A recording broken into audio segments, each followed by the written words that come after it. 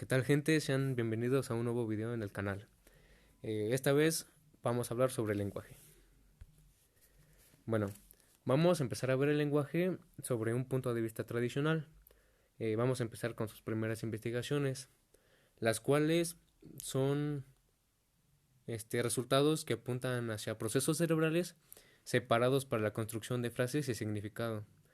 Más sin embargo, los nuevos hallazgos han hecho tambalear cada vez más la hipótesis hasta el punto de que en la actualidad renunciamos a el modelo tradicional. Normalmente nosotros acostumbramos a dividir el lenguaje en tres partes aisladas y bien definidas, ya que distinguimos lo que es la gramática del significado, del vocabulario y de la pronunciación. Si bien la gramática es el estudio de las reglas y principios que gobiernan el uso de las lenguas y la organización de las palabras dentro de unas oraciones. Eh, el significado es el contenido mental que le es dado a un signo lingüístico. ¿Qué quiere decir esto? Que es el concepto o idea que se asocia a la forma sensible o perceptible del signo y al objeto que representa en todo tipo de comunicación. El vocabulario lo entendemos como aquel conjunto de palabras que forman parte de un idioma o lenguaje específico, conocidas como personas u entidades. Y la pronunciación se refiere más que nada a la manera en que una palabra o idioma es hablada, o dicho de otra forma, es el modo en que alguien pronuncia una palabra. Eh, Otro punto importante habla sobre la neurociencia moderna, ya que ésta partió durante largo tiempo de la idea de que el cerebro humano seguía el principio de construcción modular en el manejo del lenguaje.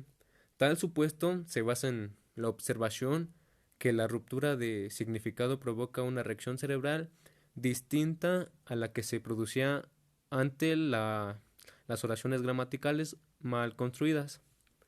Eh, en 1980, los neurocientíficos Marta Kutas y Steven Hilliard describieron que las oraciones inesperadas, como por ejemplo, él untaba el pan recién hecho con calcetines, producían una señal concreta conocida como N400 en la actividad cerebral para los probandos. Eh, Sin embargo, en 1993, Peter Haggard observó que se producía un efecto P600. La clara diferencia eh, en las reacciones electrofisiológicas parece que remite a una separación neuronal entre la forma y el significado.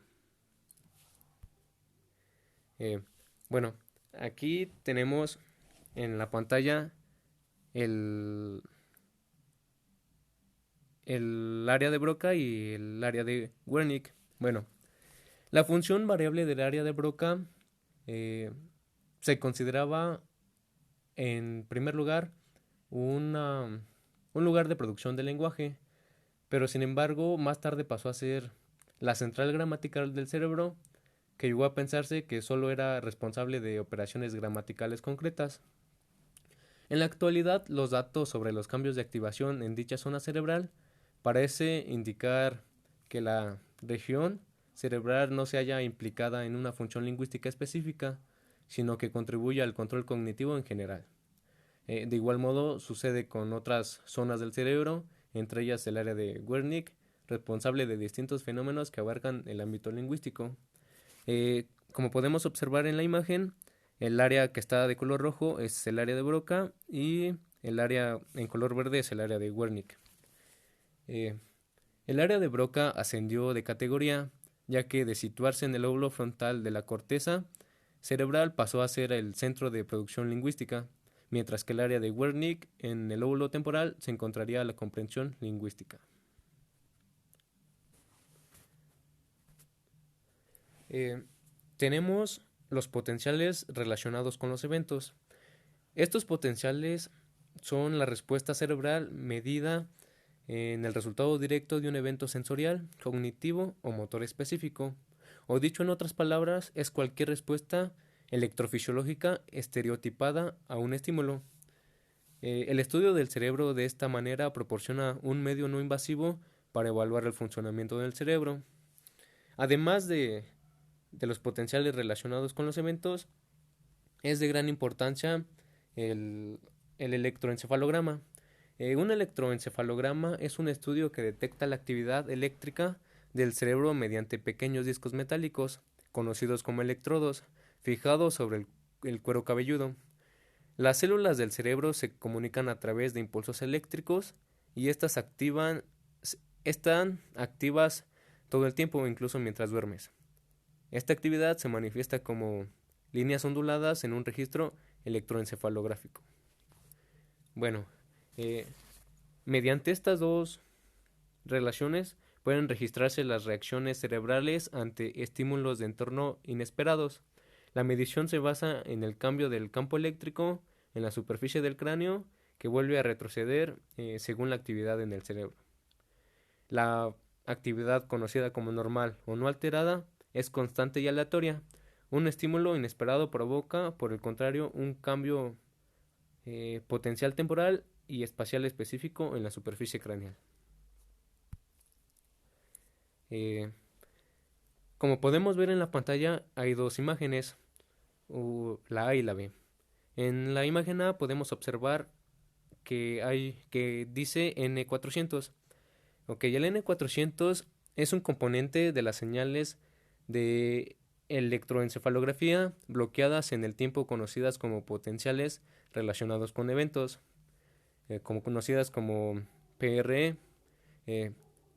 Esta N400 es una desviación negativa que alcanza un pico de alrededor de 400 milisegundos después del inicio del estímulo, aunque puede extenderse de 250 a 500 milisegundos. Generalmente es máxima sobre los sitios de electrodos centroparietales.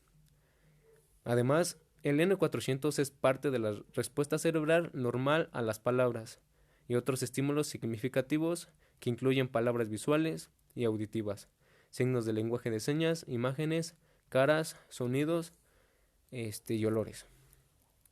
Como podemos ver en la imagen B, podemos observar el P600, el cual es un potencial relacionado con eventos o pico en la actividad eléctrica del cerebro medida por la electroencefalografía. Bueno, este es un potencial relacionado de eventos relevante para el lenguaje y se cree que produce al escuchar o leer errores gramaticales y otras anomalías sintácticas. Entonces se puede decir que es un tema de estudio común en experimentos neurolingüísticos que investiga el procesamiento de oraciones en el cerebro humano. Eh, bueno, las señales craneales relevadoras son los estímulos inesperados que se manifiestan en un encefalograma en forma de potenciales relacionados con los eventos. De este modo, 400 milisegundos después de oír o leer una palabra sin sentido en una frase, aparece una desviación negativa de la curva de las ondas cerebrales N400, como podemos observar en la figura A. Entonces, por el contrario, un error gramatical puede suscitar un P600, una elongación positiva que alcanzará su máximo después de 600 milisegundos, como se observa en la imagen B. La tensión negativa se presentará según la convección del sistema de coordenadas hacia arriba. La representación esquemática de las cabezas, como podemos observar en las imágenes en la parte superior izquierda, muestra la ubicación del electrodo medidor sobre la superficie craneal. Podemos observar en la imagen B que CZ describe la posición central en la mitad de la coronilla y en la imagen A, CP4 muestra una posición sobre la corteza parietal.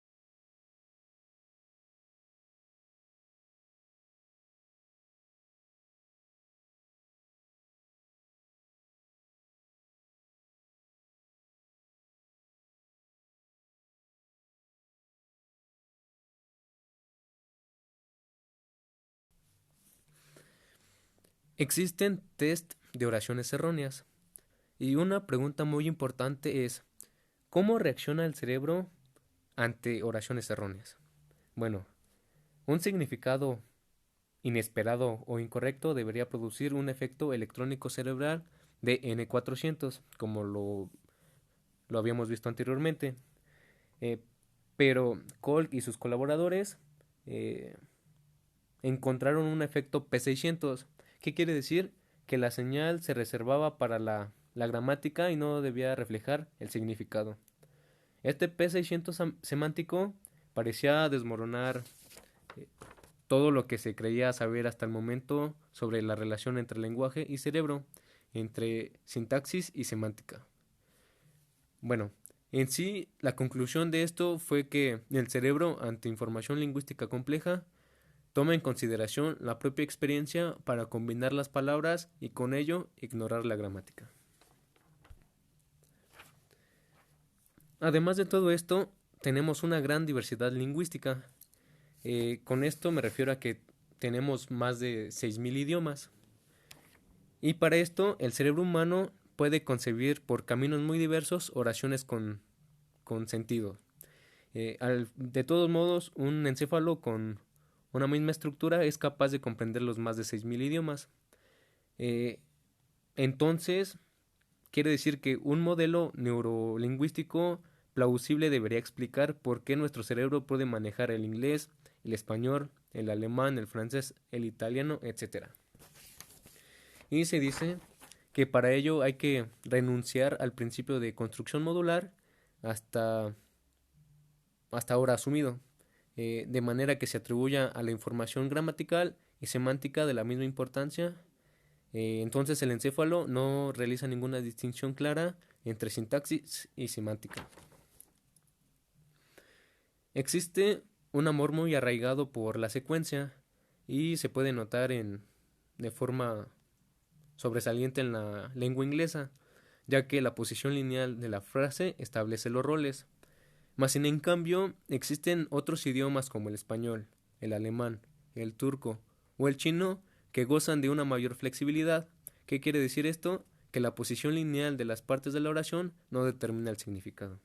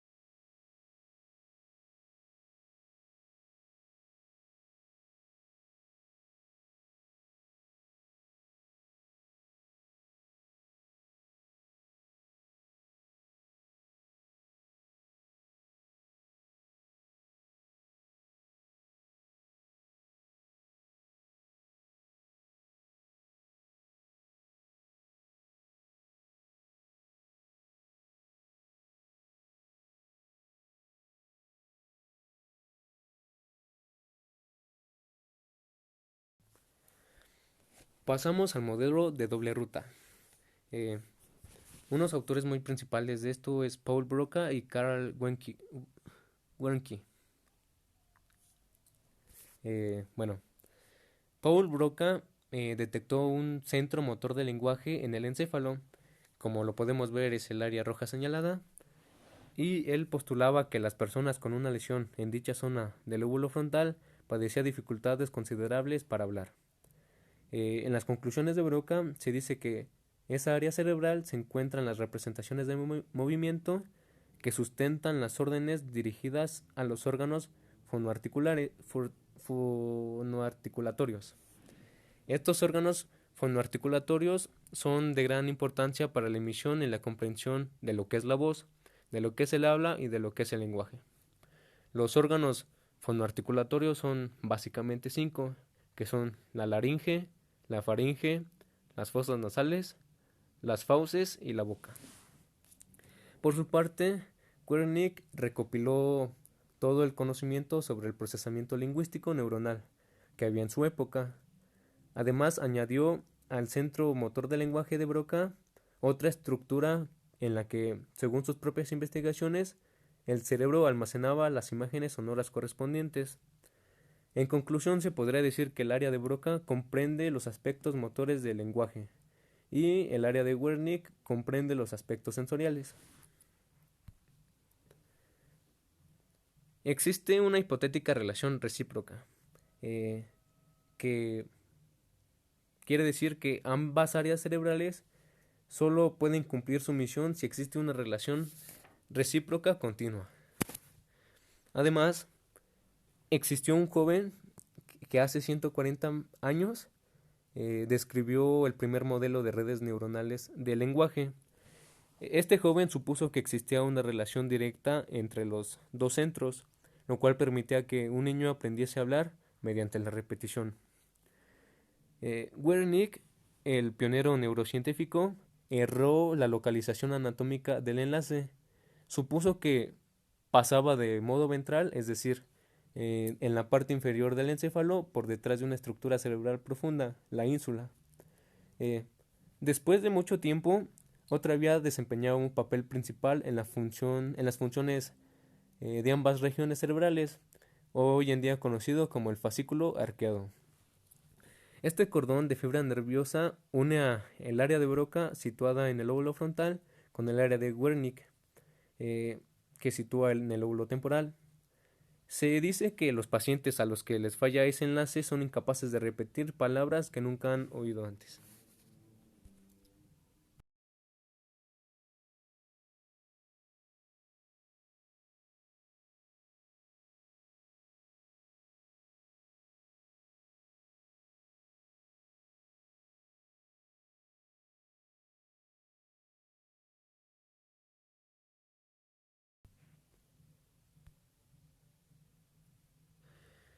Una pregunta interesante es ¿qué regiones cerebrales participan en el proceso? Es una pregunta que permanece aún sin respuesta, pero en 1885 Lichtman señaló que el cerebro no ubica en un punto concreto el área encefálica un concepto, pongamos por ejemplo rosa, ya que dicho concepto se componía de la suma de representaciones necesarias relacionadas con roja, tanto como un color como una flor. Eh, según Wernicke, las representaciones repartidas por las regiones cerebrales deberían estar relacionadas con sendos centros lingüísticos, porque si no, de otro modo no sería posible que comprendiéramos el contenido de las palabras, o al revés, que expresáramos un pensamiento eh, solo. En sí, se puede decir que los expertos se basaron durante más de 100 años en dos vías, como mínimo para explicar el proceso del lenguaje. Sin embargo, en la anatomía actual aparece solo el fascículo arqueado. Entonces una pregunta capciosa es ¿por qué en el olvido, por qué se olvidó la ruta ventral señalada por Wernicke? Y una pregunta muy sencilla es porque Wernicke adjudicó la vía insular una función errónea. En, en 1969, el investigador John Morton propuso el modelo Logogen, en el que los componentes implicados en la comprensión lingüística intercambiaban información a través de diversas vías. Toda una novedad en aquel entonces, si tomamos en cuenta que la neurociencia de esa época no reconocía más que el único camino lingüístico.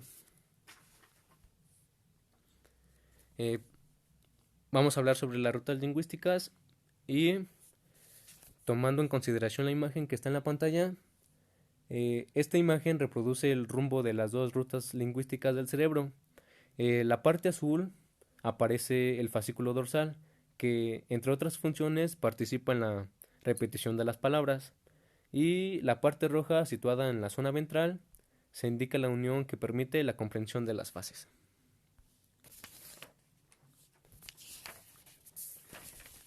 Eh, es necesario hacer una revisión teórica clásica. Los neurolingüistas saben que para dominar el lenguaje no basta con la simple repetición de palabras. Una de las funciones principales de la vía del fascículo arqueado. Como podemos observar en la imagen, las áreas manchadas es el área de Broca y el área de Wernicke, y los cordones rojos es el fascículo arqueado. Este fascículo arqueado es la ruta neuronal que conecta la parte posterior de la unión tempoparietal con la corteza frontal del cerebro. Se puede decir que los daños en esta ruta neuronal pueden causar una forma de afasia conocida como afasia de conducción, en la que se mantienen preservadas tanto la comprensión como la producción espontánea del lenguaje, pero existe un deterioro en la capacidad de repetición. Un estudio hecho en la Universidad de Harvard demuestra que los niños que han sufrido abuso verbal de parte de sus padres presentan anormalidades en su fascículo arqueado, generando así una dificultad en el habla y comprensión oral durante el resto de su vida. Gregory Hickok y David Poppel consideraban un error que no existiera una teoría general que integrara la neurociencia y la lingüística. Así que en 2004 recurrieron a la idea del modelo de doble ruta, el cual había permanecido en el olvido desde la época de Wernicke. En su opinión, un sistema lingüístico central debía interactuar a través de dos vías equivalentes y paralelas, con las áreas cognitivas, así con los niveles basales de percepción sonora y producción. Hickok y Poppel atribuyeron a cada una de estas rutas capacidades de trabajo concretas. También las localizaron, una en la zona dorsal, otra en la zona ventral.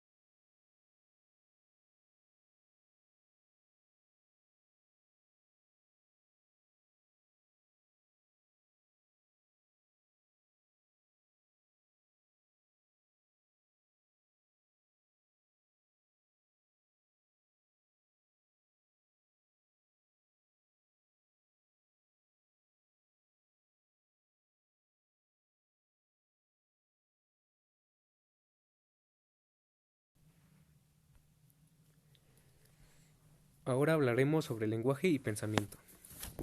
Eh, si el lenguaje y el pensamiento abstracto representaran solo dos caras de una misma moneda, nuestro concepto de, pongamos otra vez el ejemplo de Rosa, y su representación lingüística serían idénticos. Pensar en la flor significaría activar la unidad lingüística correspondiente. En 1874, Wernicke manifestó que el lenguaje no es idéntico al desarrollo intelectual. Pensar y hablar son dos procesos totalmente independientes el uno del otro, que incluso pueden interrumpirse entre sí.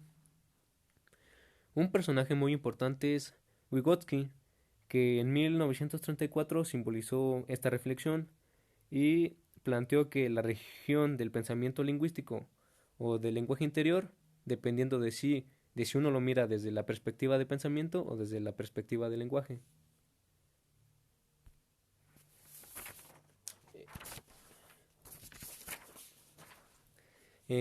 Existen enlaces visibles. Esto quiere decir que hay una hipótesis acerca de esto, que quiere decir que la comprensión de la oración correcta debe incluir la vía de las áreas de procesamiento de significado. Eh, por ejemplo,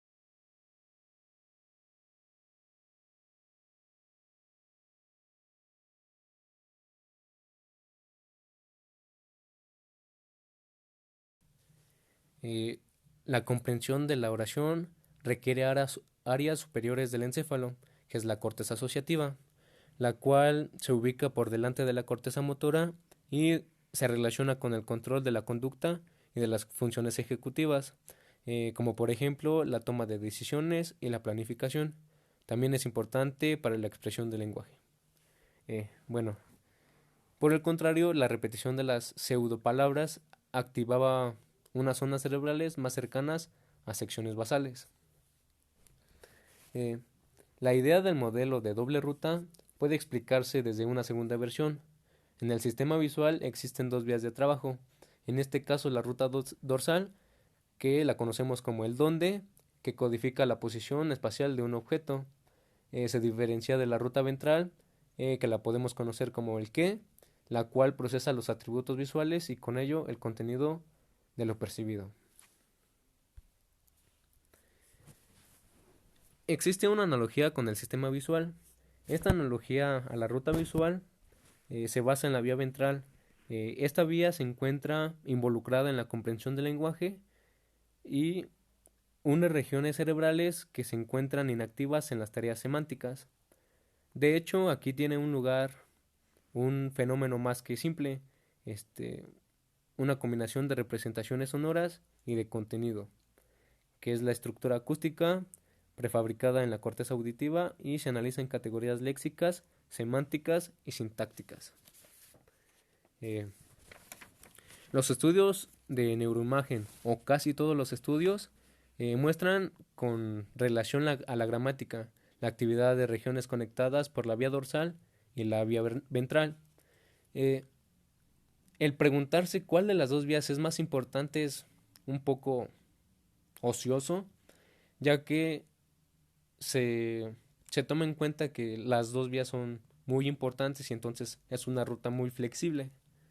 Eh, Además, existe un principio común, que el sistema dorsal une áreas de la corteza cerebral próximas a las regiones corticales primarias y con ello proporciona la base de un comportamiento estímulo-respuesta.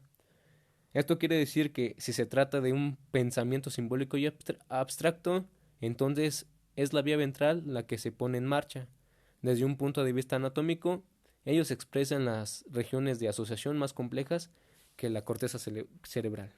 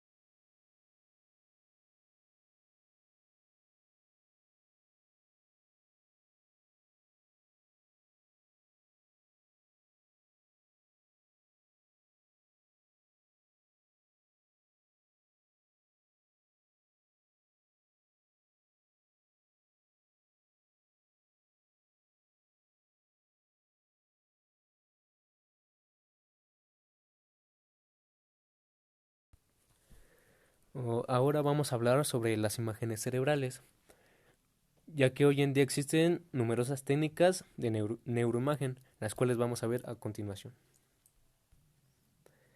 Existe el dibujo a detalle exquisito. En las neurociencias modernas iniciaron su andadura en el momento en que los medios técnicos incrementaron la capacidad visual. A finales del siglo XIX, con la ayuda de la microscopía, se crearon herramientas cuyo uso debía aprenderse con frecuencia a partir de los años de esmerado trabajo. De este modo, científicos como los anatomistas Golgi y Cajal penetraron en la profundidad del cerebro. Golgi descubrió la reacción negra, una técnica para teñir células individuales mediante nitrato de plata, y Cajal perfeccionó el hallazgo, ya que elaboró asimismo ilustraciones detalladas de distintas regiones cerebrales y células nerviosas. Existen también las neuronas en vivo y a color.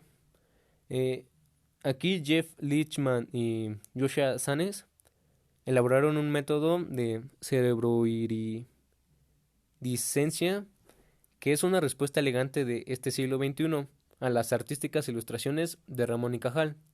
Bajo la luz fluorescente se visualizan con todos los colores del arco iris, las neuronas de ratones, moscas o gusanos modificados genéticamente.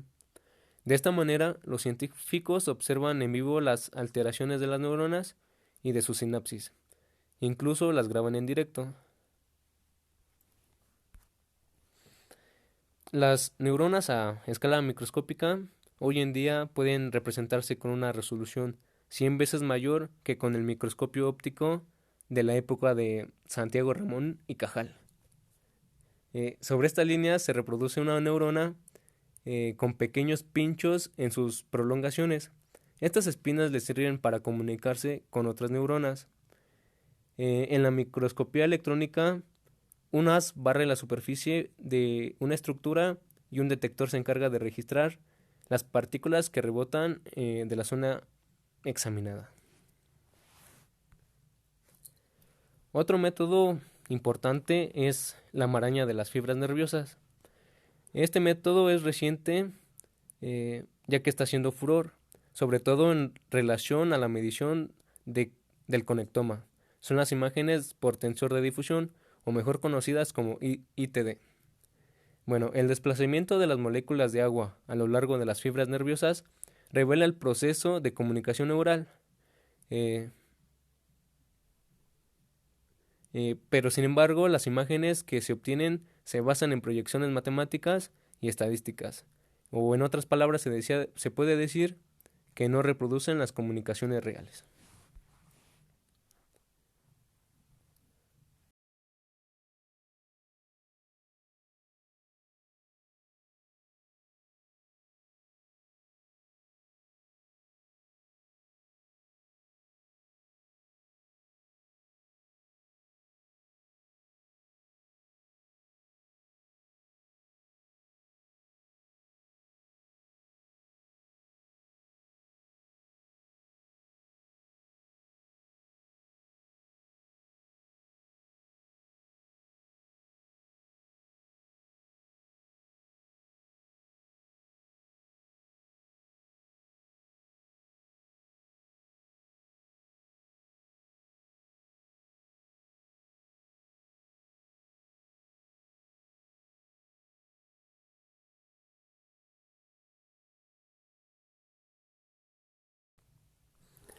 Las funciones en 3D, normalmente los neurocientíficos no miden vías concretas, como sugiere la imagen por tensor de difusión de la página contigua, sino puntos de datos concretos conocidos como voxeles.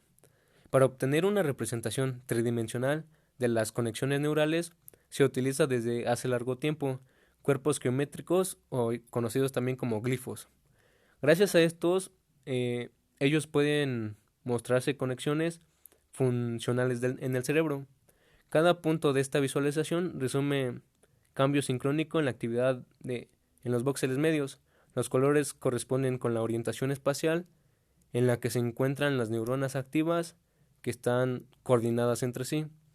El color rojo indica una conexión transversal, el color verde una conexión longitudinal y el color azul una conexión oblicua.